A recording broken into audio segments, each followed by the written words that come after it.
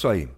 Nós estamos falando sobre idolatria, deuses falsos, baseados no livro do pastor Timothy Keller, baseados numa série de conversas que eu fiz na Casa da Rocha Guarulhos já há alguns anos atrás.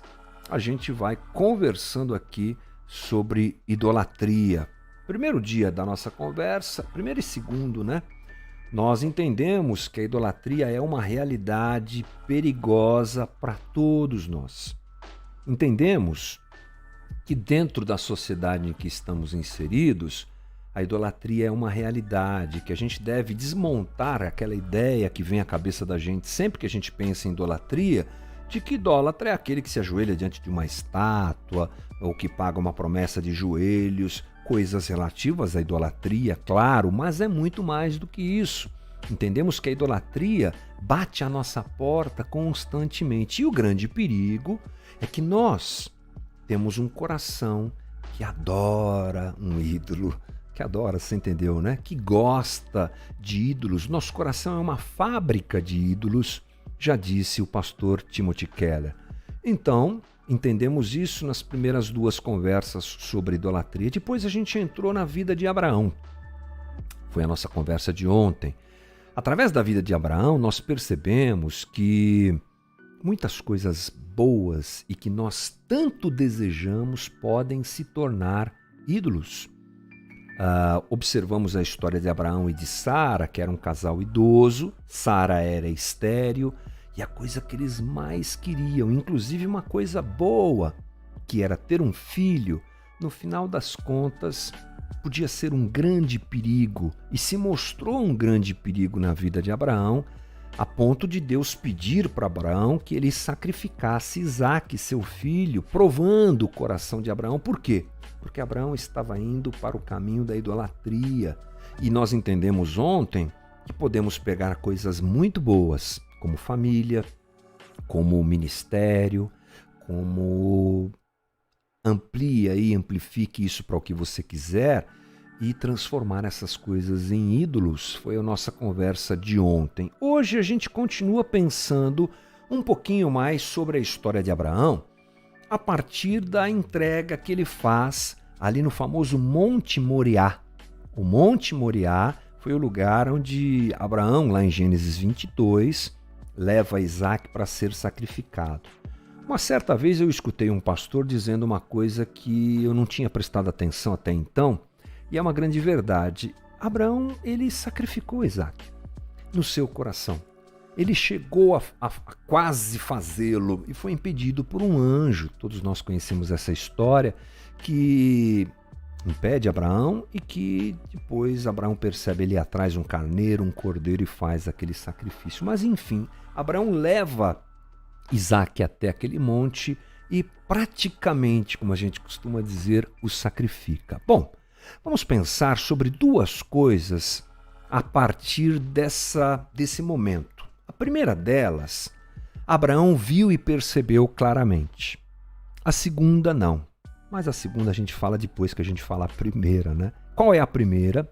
A primeira é que Abraão saiu daquele monte com a clara certeza de que aquilo se tratava sobre um teste. A coisa tinha a ver com um teste a respeito do amor dele para com Deus. Sabe o que é interessante? Depois de Abraão praticamente ter matado Isaque, como a gente diz, no versículo 12 do capítulo 22, Deus fala com Abraão e ele diz assim: agora sei que você teme a Deus. Interessante isso. A palavra teme a Deus no texto bíblico frequentemente significa você tem um compromisso com Ele de todo o coração, especialmente nesse momento. Agora, Abraão, eu percebo que você tem um compromisso comigo, um compromisso com Deus, que Deus está efetivamente acima de todas as coisas. E Deus estava dizendo: agora eu sei que você me ama mais do que qualquer outra coisa no mundo, e isso é temer a Deus. Deus sabia que Abraão tinha um coração voltado a ele, mas talvez quem precisava saber mais do que ninguém fosse o próprio Abraão.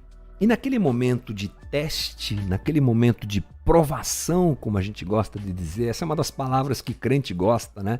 Aprovação, estou passando pelo fogo. Então, naquele momento específico, Abraão entende que ele precisava se voltar para Deus. Caso contrário, o seu coração entraria numa espiral de idolatria e o ídolo do coração de Abraão seria Isaque, se já não era.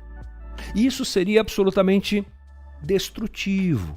Então nós enxergamos na ação divina não uma dureza, mas misericórdia. Deus envia a Abraão, às vezes uma leitura inicial de um texto como esse, coloca a gente para pensar assim, mas que Deus é esse, hein? Pelo amor de Deus! Um Deus que pede o filho de Abraão para ser sacrificado. Ali estava presente não a dureza, mas a misericórdia. Porque Abraão não estava nem pronto para se relacionar adequadamente com o maior sonho da sua vida, que era Isaque. Ah, essa é a questão. Não era seguro para Abraão conviver com Isaque, porque Isaque estava se tornando seu ídolo. E até aquele momento, Abraão não tinha que ter feito uma escolha. Até aquele momento ele não passou por nenhuma situação que o colocou em confronto. Isaque e Deus. Quem você vai temer? A quem você irá entregar seu coração? E Deus providencia esse momento de provação e de questionamento. E não há dúvida de que Deus abre os nossos olhos dessa mesma maneira. Muitas vezes nós não percebemos que estamos idolatrando alguma coisa até termos que escolher entre ela e Deus. E isso acontece. Por exemplo, uma das coisas que a gente frequentemente diz aqui, eu disse algumas vezes, que pode tomar o coração do homem é a carreira profissional. Uma delas, tá? E eu só vou utilizá-la porque talvez seja mais fácil esse exemplo. Mas a gente se entrega à carreira profissional, não é? O mundo que nós vivemos é super competitivo e se você não faz isso, fica difícil. Mas às vezes nós entregamos mais do que devemos entregar. Nós levantamos isso influenciados pela sociedade. Olha, se você crescer profissionalmente, você vai encontrar o que é viver. A boa vida está em ser alguém que chega no topo da pirâmide capitalista, ainda mais pelos seus próprios esforços. E a gente se entrega a isso. Acontece que chega uma hora que, por exemplo, nesse momento, nesse aspecto da vida profissional, às vezes a gente tem que tomar uma decisão. Eu vou seguir minha carreira, mesmo que eu tenha que fazer alguma coisa errada aqui, ou eu vou preservar os valores do reino porque eu amo a Deus. É um exemplo, entre tantos que a gente poderia dar aqui. O amor conjugal, o amor sentimental, o amor do namorado, do noivo, não é? O amor do relacionamento com pessoas, ele também muitas vezes é provado. Porque as pessoas acham que não conseguem viver sem a outra pessoa. Depositam o seu sonho maior na vida de alguém, sobre alguém. E o que acontece é que uma hora isso é requerido por Deus de nós, que somos discípulos de Jesus. Então nós só podemos identificar essa idolatria quando a gente sobe no monte. E não é aquela subida no monte para orar, não. É a subida no monte tomando por base a ideia de Abraão, que foi sacrificar Isaque. Não é? Mas uma coisa que aconteceu é que Abraão entrega Isaque, e depois que ele entrega Isaque, ele se depara com uma realidade de um amor adequado para com Isaque. Só entregando é que o amor de Abraão para com Isaque se ajusta. Você vê que ele não perde Isaque. Vou falar mais sobre isso daqui a pouco. Ele não perde Isaque. Ele tem o seu sonho diante dele, mas o sonho está no lugar certo. As coisas da nossa vida precisam ocupar o espaço certo de cada um de nós, dentro de nós. O espaço adequado para que elas não se tornem ídolos e não substituam Deus, o que será uma tragédia, o que nos frustrará, o que nos decepcionará, o que nos... Enfim. Bom, a segunda coisa que eu quero dizer é que Jesus está presente nessa história. Você já ouviu aquela frase, aquela forma de se dizer assim, Jesus está presente do Gênesis ao Apocalipse? Então é verdade. Se você não lê a Bíblia assim, posso te dizer, você não está lendo a Bíblia adequadamente. Ler o Velho Testamento deve acontecer sempre à luz do Novo Testamento e sempre observando Jesus, porque de Gênesis a Apocalipse, o assunto da Bíblia é Jesus.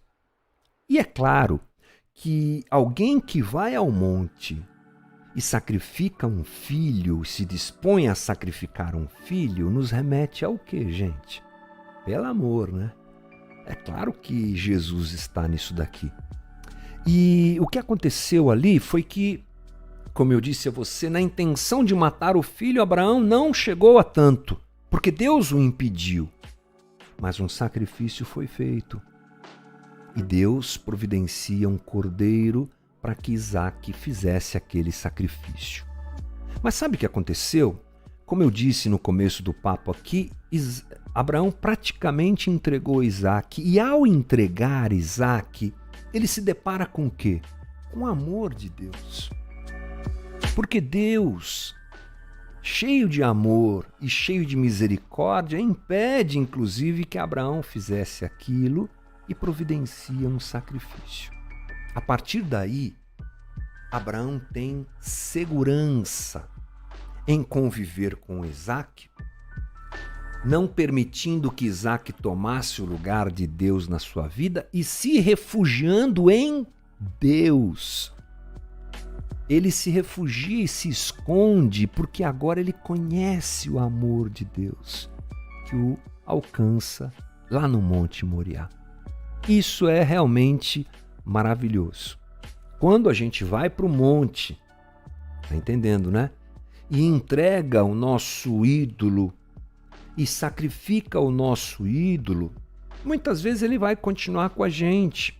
Muitas vezes ele não vai continuar com a gente, porque também não posso pegar uma história dessa e transformá-la em dogma, né? Em doutrina. Não, isso é uma história de exemplo para aquilo que a gente pode viver na nossa relação com Deus. Deus pode manter o ídolo, mas agora o teu coração vai estar tratado para lidar com isso. Deus pode tirar, mas o importante é que ao fazer isso a gente descobre, e esse descobre é uma forma só de dizer, mas a gente se depara com o amor de Deus. Com o amor de Deus, que é tudo que nós precisamos.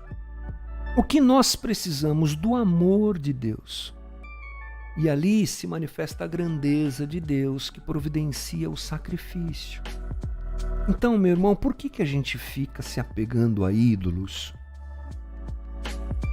Isso acontece porque nós não percebemos o amor de Deus. E achamos que alguma coisa pode substituí-lo.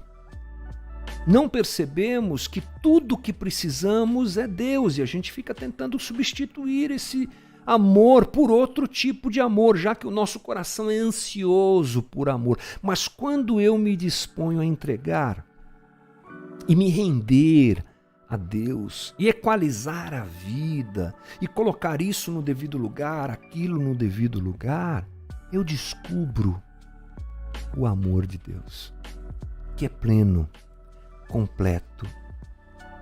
Porque você vai se lembrar que milhares de anos depois de Abraão ter ido até aquele monte, um outro primogênito é levado àquela mesma região para ser sacrificado. É Jesus, é dele que nós estamos falando. Mas nesse segundo momento da nossa conversa, em que o pai leva o primogênito para ser sacrificado, não tem troca. Lá na história de Abraão, Isaac é trocado por um cordeiro. Na história de Jesus, Jesus não é trocado porque ele é o próprio cordeiro. E ele vai lá naquele monte ser sacrificado por mim e por você. É isso que a história de Abraão sinaliza. É isso que a história de Abraão explode diante da gente. Nós temos um Deus amoroso, não precisamos de nada, porque nada pode substituí-lo, nada pode preencher nossa vida como Abraão conheceu lá no Monte Moriá, assim nós precisamos conhecer na nossa relação com Jesus. Muitas vezes, diante de momentos em que essa requisição divina acontece, a gente às vezes se amargura e se desespera. Porque temos que entregar esse sonho para Deus. É o único jeito. E aí vem a frustração. E aí vem frases como: trabalhei a vida toda para chegar a esse lugar e agora eu tenho que perder tudo isso, está tudo perdido. Investi tudo nesse relacionamento e agora está tudo perdido. Estudei como um louco para ser aprovado, para chegar a esse lugar e agora perdi tudo. Então nós podemos reagir assim. Podemos pensar assim ao entregar nossos ídolos a Deus. Ou podemos realmente, como Abraão, ir para a montanha e entregar aquilo que a gente tem de tão precioso, que está se tornando ídolo, se já não se tornou, a Deus. E experimentar, sabe o quê? O doce amor de Deus por nós. Então, meu amigo, meu irmão, minha irmã, essa é a nossa conversa sequencial falando sobre idolatria. Vai chegar um momento, provavelmente, que eu e você seremos cobrados ou desafiados a avaliar o que ocupa o nosso coração. Nessa hora, tome cuidado, porque é uma decisão muito importante. Ou eu me apego àquilo e caminho para um caminho de frustração e de decepção, ou entrego para Jesus e experimento o seu doce e poderoso amor.